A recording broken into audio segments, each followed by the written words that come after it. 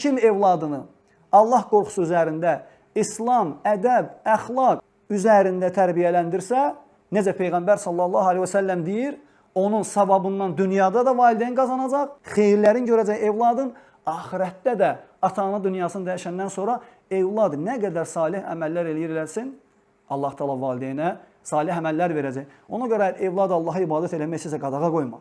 Əksinə sən onu yönəlt. Onun sənə xeyri var. Yəni namaz qılmaq, oruç tutmaq, əxlaqlı olmaq, ədəbli olmaq, sənə yaxşı davranmaq sənə bir ziyan gətirmir. Əksinə sənin üçün xeyirdir, mənəvi təmizlikdir.